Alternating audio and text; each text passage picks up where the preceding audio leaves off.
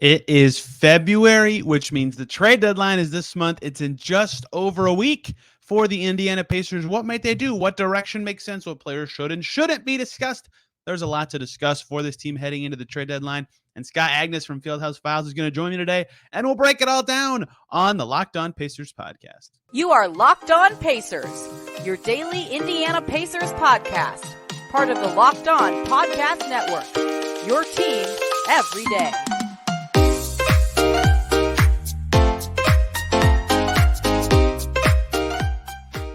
Welcome in, everybody, to another edition of the Locked On Pacers podcast, where we, of course, talk about the Indiana Pacers. As always, my name's Tony East. I cover the team for Forbes and SI, and today I'm doing it. It's February 1st. I put it off long enough. Diving in for 30 minutes, all trade deadline talk today. Miles Turner stuff is settled, but there's a lot of other players on the roster, and the Pacers are in kind of a floaty sort of direction right now. They can be pulled very easily, it feels like, in a couple of ways. And joining me to talk Pacers trade deadline and a team that no one really knows what's about to happen in the next 8 days is Scott Agness from Fieldhouse Files. If you know who I am, you know who he is. Scott, what's up, Tony? Every day for weeks now. I feel bad taking more of your time up. No, you're good. You're good. What I hate is all the speculation, the total tossing it out there of reports. And to me, honestly, it's felt like that for Miles the last few months. I don't think very much of it has been credible. There had been the Laker thing, but that's just about it. So not to point us in one direction, but yeah, you do have a lot of questions about that previously. So now I'm glad we have answers, at least in the short term. Well, I remember you and I talked about Ayton a little bit last summer, and we were both like, I don't really know that he's as much on the way out as everybody else seems to be saying he is. And he wasn't. And here we are. So he is more than any player that has ever been on the Pacers, I think, has had different national reporting than local reporting, like on the biggest difference, I would say. But that doesn't matter. He's probably like the 15th character we'll talk about today now that his contract extension is settled. Scott, I'm going to start very broad with you. The Pacers started very strong, and they were 23-18. And some people thought, oh, that could change their trade deadline plans. And then you lose 10 out of 11, and that makes you think you could change your trade deadline plans. And Turner's extended now. So lots of stuff has sort of been unexpected and different in the last month for this team, but they're already better than most expected. You know, Kevin Pritchard said the word surprising yesterday. Do you think their start to the season should change their plan or their timeline that they started off on at the beginning of this season at this deadline? Absolutely not. I don't believe so. The point of this is to get off the treadmill of mediocrity. So let's say we're going to see Tyrese come back this week and they start winning again and they start having success and they move up to 9th in the East. Okay, great. Like, for what purpose, Tony? Like, what are we doing here? Like, what? I mean, the only value I can see, because Rick harps on it a lot, is getting these playoff-like games. So I could see him wanting to see what the team looks like in a first-round series. But I just sit back there and I'm saying you still need to use one of Kevin Pritchard's words, special. You need one more special player. You got that in Mathurin. You acquired that in Halliburton. And the thought going into this season was you would get one more of those guys, one more swing at the plate, if you will, at least. Then you'd grow and really flourish the next year. We all, I think, agree that this isn't a championship contending team, a championship contending window. You're going to need some more parts. So to me, to be clear, I'm not saying tanking, but I want to see more development, more growth, to use one of their buzzwords. And I'm sure we'll get into it. But for me, that includes Jalen Smith and Isaiah Jackson. Yeah, the backup bigs are the trickiest part of all this, but I'm with you that, you know, they started off the season and talked about a new long-term thinking. Rick Carlisle says this is a new era, the first sentence of media day. But then they were good, and I get the carrot dangling in front of you being a factor in that situation. And I suppose if they were 5th in the East and they made like the very minorest of buy moves to try to get that playoff experience, if you were already good, that makes sense. But now that they're in 11th, that doesn't make sense anymore, right? You can't chase that anymore. You're too far from the Knicks and the Heats of the world. And even even if you win at the same percentage you did in the first 41 games, it's unlikely you'd get back that high up. At best, you're hoping for play-in. And I guess there's value in that, right? 3 starters have never played in a game like that. Chris Duarte's never played in a game like that. I'm sure I'm missing a ton of other players. Mathurin, obviously. Both of the bigs you just mentioned, right? Sure, there's some value in that, but not as much as, like you said, of getting talent and finding out what you have with the players that you have and that you have made the choice to have on your team entering this season. So I think that it's kind of solidified. When they were 23-18, I suppose that you could have spun a couple more directions, but now I think more so than ever, the long-term approach makes even more sense because they have a lot of answers about who's good, who isn't, and still how good they are as a team given those answers. Yeah, I think the biggest thing is don't go off course. Yes, you want to keep winning. Yes, you want to see this team come together even more. I mean, so many different question marks, including Duarte, as you mentioned, is what's his fit? Maybe it's starting to play him as a sixth man just to see what he looks like in that role, experiment a little bit that way. Certainly, I think the number one factor, Tony, I think that we've seen from this season is I see a culture now. I see an identity. I see what the team is about, whereas I couldn't really tangibly define it last season. And you had guys, go in to the offseason and they were very unsure both of what it meant to play for this team and where their roles was. I think a lot of those question marks have been answered, rightfully so. Now it's about prioritizing the right things. And also I think at this trade deadline, it's to me, it reminds me of a couple years ago when Chad made a call and they got in on the deal with Karis LeVert and moved off Victor Oladipo. I think that was a situation where they found something that was advantageous and they jumped on it. It wasn't something that was in the works for a couple months, nothing like that. That's something I could see the Pacers doing in the final week, is finding something that works with their extra cap space, maybe acquiring another draft pick.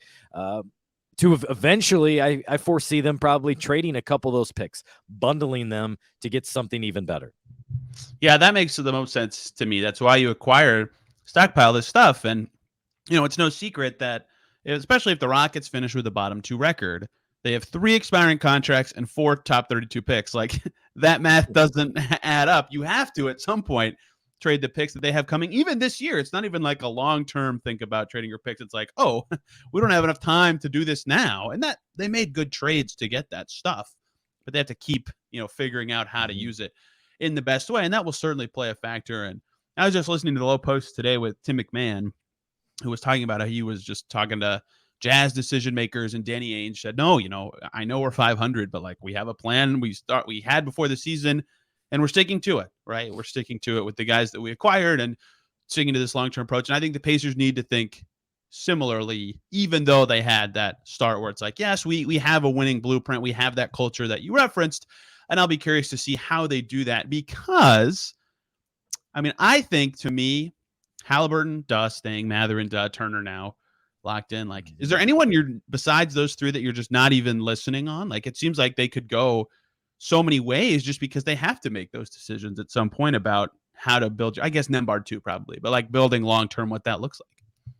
Yeah, I think realistically, it's just those 3 more than anything, and the rest is kind of open for play. And to be clear, it doesn't mean you're trying to move any of them. Not at all. You're listening. You're open to the game. Let's have a conversation. What are you willing to give up for Buddy, for example? That's a guy that I think eventually makes obvious sense, but there is a lot of likability to him. His durability, he hadn't missed a game like Mathurin. That cannot be overlooked, especially what this team went through over the last 4 or 5 years. So I value that and his three-point shooting, which plays to the style Rick wants to do. And now with Tyrese getting back in the fold, I think he'll be a lot more comfortable, and he will no longer have that top defender that's kind of just face guarded him, what we've seen more than anything the last couple weeks. So no, I don't think anyone is off limits by any means. I will say the one thing, if anything, I would like is for them at the trade deadline to clear a roster spot, because I am a big proponent of keeping one open for flexibility. Maybe it was 2 weeks ago, bringing a guy on a 10-day, just to have another point guard in there if you needed one, right? And they did. Maybe it's to pick up somebody, give him a chance at the G League. Maybe it's Gabe York, give him a 10-day. He deserves one somewhere. So I would like to see that. The obvious candidate is Goga, but can you even get a second-round pick for him right now? I don't think so, or they would have done it. Hey, guys, let's take one short little break here so I can talk to you about FanDuel, the only app you need at your Super Bowl party. It's FanDuel, America's #1 sportsbook. We're really excited about our new sports betting partner for Locked On because they're the #1 sportsbook in America. It's FanDuel. And if you're new to FanDuel, that's even better. They have so many great features that make betting on sports fun and easy. Download FanDuel now so you can bet Super Bowl 57 with a no-sweat first bet. You'll get up to $3,000 back in bonus bets. If your first bet doesn't win, FanDuel lets you bet on anything from the money line to point spread to who will score a touchdown in the game. In Eagles, Chiefs, Mahomes, Hurts, anybody. The FanDuel Sportsbook app is safe, secure, super easy to use. Best of all, you can get paid your winnings instantly.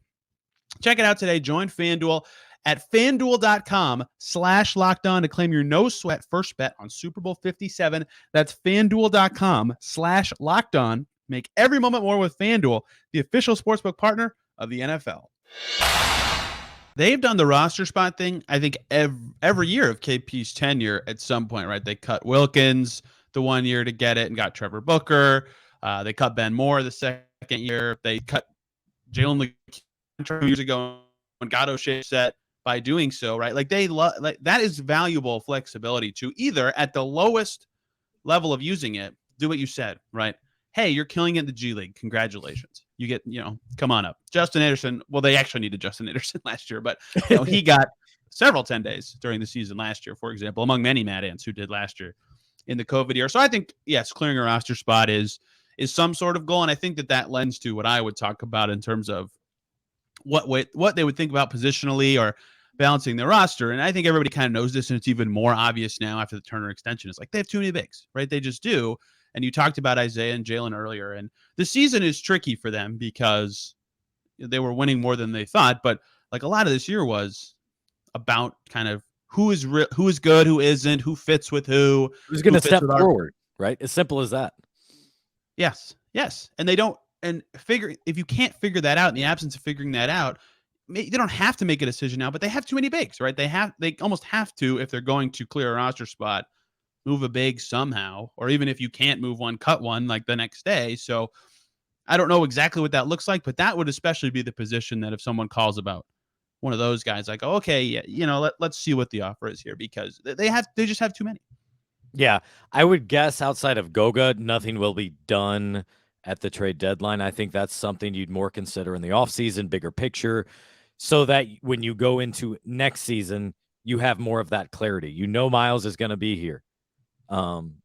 Outside of that, I don't think there's any certain guarantees. Maybe Jalen becomes frustrated after this season and after he was promised a starting role and then isn't getting that. Or maybe Isaiah, another team, does what the Pacers often do, or every team tries to do, is look at another roster and say, hey, on our roster, we would better utilize him. We would help him blossom more. And so they put in an offer. But the challenge really all season long has been too many guards and too many centers and not that in between. And so that has to be, I think, the top priority, Tony, this offseason, is to get that 3-and-D guy and really a power forward as well. I think if you added those two spots, took away a guard, took away a center, really like how this roster shapes up to start becoming, I should say, a contending team.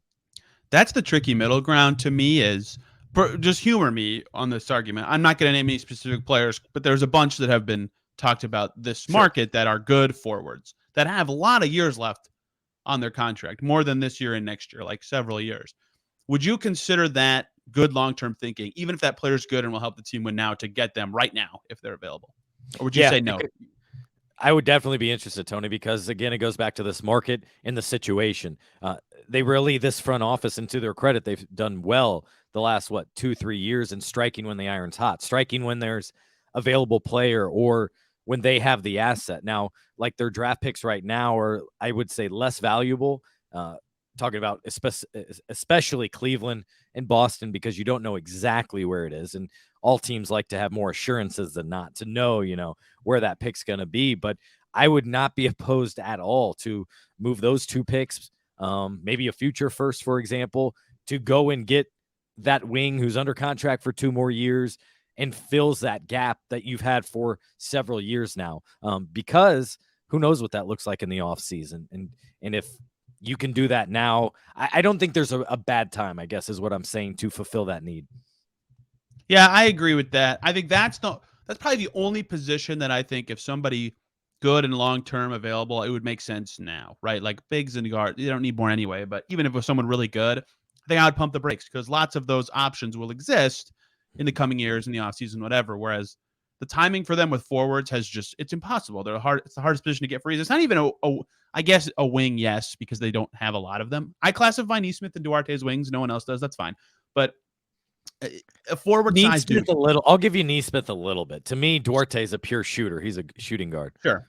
Somebody O'Shea Brissett's size. How about that to describe the player? They don't have anyone his size besides him. My trouble is the perfect archetype I keep going back to is Paul George, and I know that doesn't sit well comfortably with Pacer fans, but is that not what they need? A 6'8" two-way player who can shoot well, but also take on the best opposing player, the Kawhis, the Paul George, the Giannis, have some kind of guy that can slow those guys down. I see that as the number one missing piece for this roster. Agreed. And if one happens to be available, it would make sense to go for it now, especially if it means you're consolidating some of those picks that you, again, like I said, can't use all of. That's why you got them, right? Yeah, you got them to eventually do something like this. And maybe, I kind of think everybody thought that used the Cavs pick last year, right? Like, I don't think they thought that they'd be in this roster crunch because of that, right? They ended up, oh crap, we have too many. And the Celtics, when they got this offseason, sure, but it kind of shook out in a way that was complicated in that way. 3 expiring deals: James Johnson, Goga Bitadze, O'Shea Brissett. Would you just take anything for all those guys? I mean, Brissett has value to them. He plays basically every game. The only reason I ask is expirings, you usually think that way. If you can get value for them, maybe you should. And 2 of those guys don't play at all, but James Johnson's so valuable to this team. Like, how do you think about the long-term approach with those 3 guys? I would do something for Goga if another team's willing to offer something.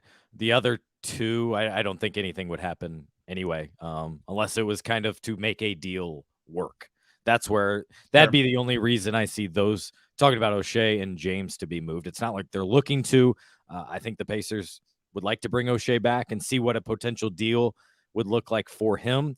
I don't know how many options as well he'll have this upcoming offseason, and at least he knows, I think, generally where he fits here, although sometimes, he won't be used for 10 days, but then be important for the next 2 weeks. That's the only thing with his role. And then I'll also say, I believe league-wide, those expiring contracts, at least right now, don't have the kind of weight or value that we have become accustomed to in a couple of years. So I think generally there's not much value there. And again, into the point this week, that's why they're happy to use that cap space on Miles, because you're going to do a deal and you can't bank on taking on a bad contract because those things aren't going down as much as they used to.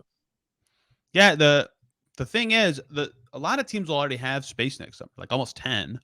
And a lot of the other teams can't get space, even if they acquired 1 million expiring contracts. So there's no point to them trying it. So there is less of a market for that. I only bring it up because that's generally a line of thinking that makes sense for a lot of teams. Like, if you're going to lose this, like that was the talk for Miles for this year. And the reason it was a hotter topic than normal is because, like, you're out of time.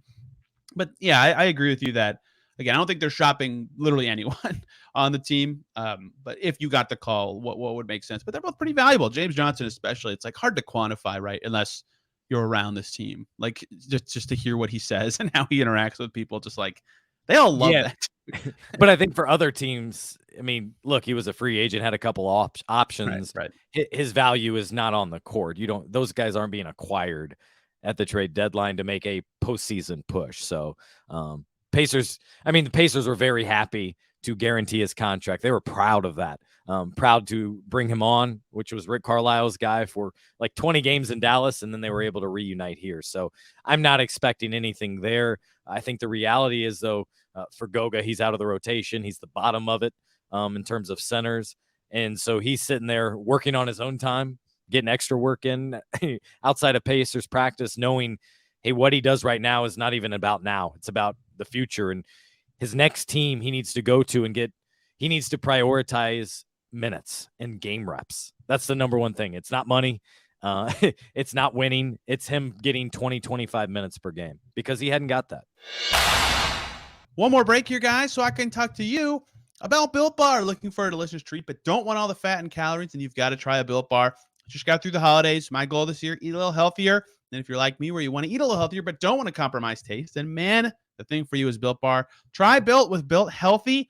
is actually tasty. Seriously, they're so delicious. You won't think they're good for you. Perfect for that New Year's resolution. What makes them so good? Well, they're covered in 100% real chocolate, and they come in unbelievable flavors, like their churro, peanut butter brownie. That's my favorite. Coconut almond. That's my girlfriend's favorite. I'm not sure how Built does it, but these bars taste like a candy bar while maintaining awesome macros, right?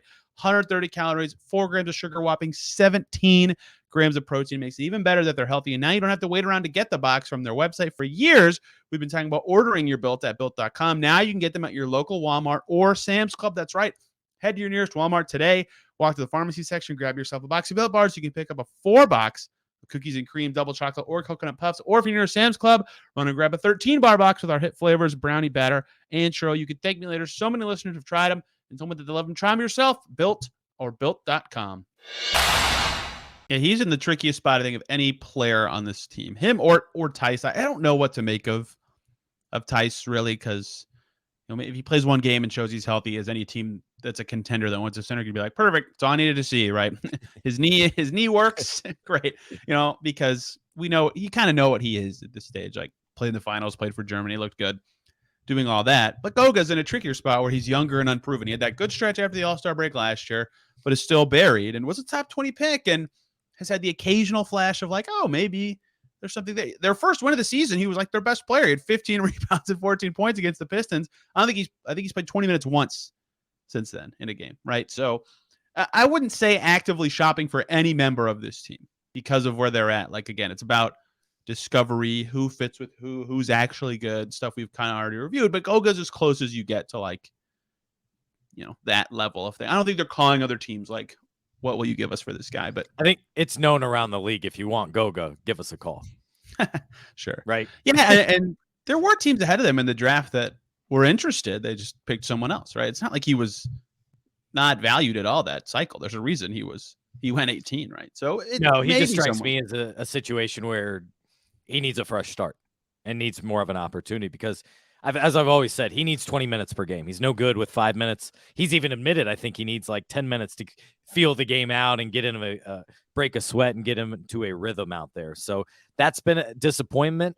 But really, since him and Aaron Holiday, to the front office credit, they've done very well with the draft picks. I know several teams are looking into Chris Duarte right now, considering his fit with the team. Right, if the team keeps Buddy and they now have Matherin, and Matherin's going to be in the starting lineup for the future, where does Duarte fit in? So that is certainly something other teams are monitoring. I don't know if something will happen at the deadline just yet, but there's definitely some interest. Yeah, that's interesting to me. Jake Fisher reported that as well. That, like, I guess I get it. But trading a guy who was good as a rookie, made all rookie, and trading him when his value's at his lowest, probably. Yeah. Like, I don't think it can get lower. That doesn't make sense to me. Unless someone comes in and gives you a good first, like where you picked him level first. I probably wouldn't even think about it, because what's the point of trading a guy when his value's at his lowest? He was good last year. He's playing good right now too, even though they're losing. But I don't think I would humor that as very much if I'm the Pacers. Yeah, as always, I stress it comes down to what the other team is offering. But as always, in this situation, I mean, I'm not sure you'd get a top 20 pick for him, and I would certainly want that. I'd really push for top 15. Now, if I'm the Pacers, if you're getting nothing that's too special, nothing top 12, I probably am not doing that, because I'm sitting there thinking, let's not overreact to draft picks, meaning like the tangible asset of a draft pick. What matters is hitting on players, guys that can produce, and Duarte has been that guy. You just have to find and strike the right balance, and I think he's trying to find his way. I think that was remember in the preseason, or what I mean is the first month of the season, where to me it felt like he was trying to find his way, and there might be a game where he'd have 3 shots, and it's like, I'm not sure if he knew if he should shoot more or defer, and he was very much trying to feel the situation out. And Benedict's the cool, hot guy, new cool kid at school. Where does he fit in? And I think that's still been the case, although he's starting to find a little bit of a groove. And now, if the lineups can resume what they were, I think TJ is very deliberate about getting him touches and getting him involved. Yeah, Chris was really interesting early in the season when we had that, they had that practice at Cambridge, and we talked to him, and he talked about, like, you think you come into the second year and you're like, I got it. I did it. I did the NBA thing for a year. Like, I'm ready. I'm prepared. I got this. And you're like, oh, crap.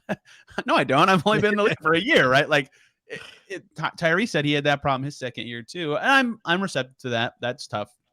And then he finally got good and got hurt at the worst possible time. So I just don't like, again, I guess I get it. But to me, especially because there's a chance they have Buddy Hield. In the non-Buddy Hield division, he might be their best shooter, like in a year from now. I guess Tyrese is a good shooter too. I was going to say Tyrese is doing awfully well, like 42, he's in their 43%. There's a chance he's in their top 2 shooters very soon. How about that? I've kind of always thought that that's his best role is 3 and D. I don't think that'll take a while for him to settle to that, but it's hard to get those guys. Here's the question that I think is good for Pacer fans listening or watching to consider is consider you're another team. What players do you really want? It's so easy of your own team to be like, oh yeah, give us this, when the reality is maybe these guys aren't that valuable. I think if you're another team, you're thinking about of the guys that would be relatively available. No, you're not getting Matherin, for example. You're considering Buddy Hield. You're seeing what Duarte might fit amongst your team. Probably Isaiah Jackson and maybe a Jalen Smith. Those come to mind. I would assume, Pacers really wouldn't have interest in moving Andrew Nembhard. I don't know why you would. So that might be another guy that's not even worth your time. But fundamentally, that's what other front offices are doing. That's why they're sending their pro scouts out and going to games and just watching tendencies, watching guys warm up, seeing if they're focused or if they're just shooting. Are they just shooting or are they deliberate in the things they do? And do they listen to coaches? Those are the different things that are so important in these weeks, especially leading up to the trade deadline, that other teams are trying to take note of this guy. Do teammates like him? What's local media saying about him? Those sorts of things. Yeah, before the season when the expectation was they'd be whatever, bottom 5, 10, 3 record in the league. Anybody over 30, I thought you got to think about it. And that's what, Buddy was in the rumors all summer. TJ is that age. Now I think TJ McConnell, no chance, right? Like James Johnson has become a huge vet, has played very well. But Buddy's still interesting to me because his skill set is so good on a contender, right? In a way that it makes a lot of sense for good teams to think about adding shooting. It's hard to find like the exact team that would be like, this is the guy we want. But he, of the guys you just said, we already covered Duarte. We'll get to Jalen and Isaiah in a second. So Buddy's an interesting one where it's like, I don't know how much, exactly what another team would offer for him or anything like that. But because his skill set seems like it would fit a contender so well, I've always thought he'd be an interesting guy and with the deadline coming up, even though he might make the most sense on any team in the league with this team, a team that loves shooting, loves durable players, and no one is better at playing with Buddy Hield than the Pacers point guard Tyrese Haliburton. So he might be more valuable to the Pacers than any other team, and in which case, why trade him? You're by default getting less value there. But at the same time, their 2 core players are 22 and 20 right now, and he's 30 and has 2 years left on his deal, right? You have to think about that. But I don't know what to make of that. Here's the opposite end of what I was just talking about and what you were mentioning with Duarte of like, why would you sell low? The thought for the Pacers has to be, when Buddy's playing with Tyrese, is he ever going to be better? Is he ever going to have a higher trade value, I should say, right? Because in the past here recently, he's been knocking down 5 and 6 threes per game. He's been scoring 20-plus points per game. He's been reliable, grabbing rebounds. So that would be the mindset if I'm in the Pacers front office is, do we need to sell now? Because I'm not sure, we'll ever be able to recoup nearly as similar a value as he could get right now. Then again, you could also see a guy like him who takes himself very seriously in terms of basketball, is always in great shape. I foresee him playing at least another 5 years. So maybe you have him finish his contract out here and then re-sign him for 2 or 3 more years at a very good value shooter off the bench. And I think both sides would probably be happy with that. So that wouldn't surprise me either if he's still here in 3 more years. Yeah, I agree with that. And he, again, fits well with their culture and their team. And, again, Tyrese has said all the time, like, no one knows him better than me. And, like, no other team has Tyrese Haliburton. So, naturally, Buddy Hield's value is kind of more here than anywhere else. The last 2 guys I want to talk about, you just said them both. And we've kind of talked about the bigs. But, Jalen and Isaiah is just tricky because it almost feels like if they're trading one, it's because they're choosing the other. And I don't know that that's the case, but just with the logjam of young bigs, it's tricky to kind of balance how you consider those. And they drafted one of them and not the other, but they just invested resources in the one that they didn't draft this offseason and even promised him a starting spot in the hopes of keeping him around. So again, I don't think they're shopping literally anybody.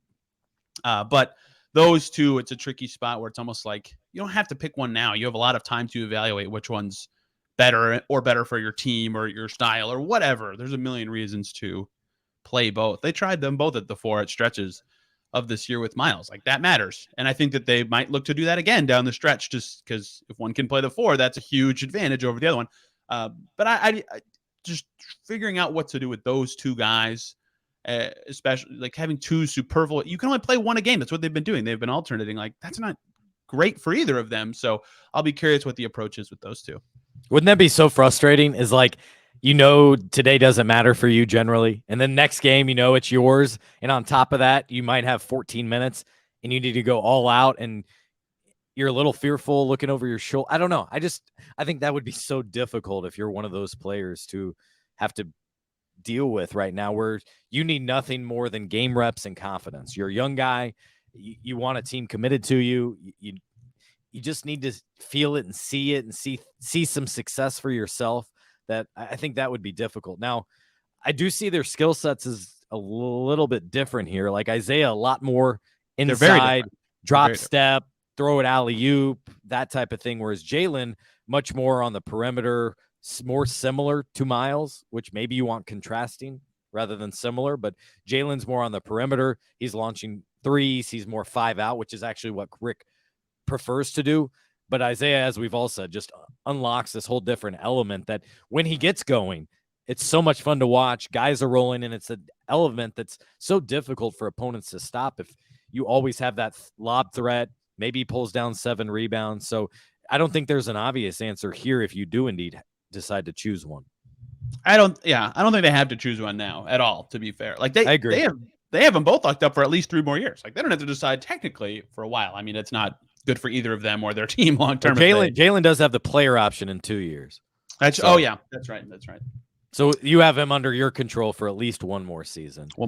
Yeah. So I don't know what I think, to summarize all of this, because we've covered most of the players that I think have at least a conversation you have to have, is there's very little they could do that would surprise me. I think, like, we know they're not going to trade, Tyrese Ben at this stage. Like, it's very, if they trade a first for a guy whose contract expires at the end of the season, that would surprise me. But I don't think there's much that's, to me, realistic for this team to do that they could do that would surprise me. But I also don't think it will be a super busy time for them, because they're all about discovery and fit and evaluation and still trying to win with the guys that they have for the rest of the season.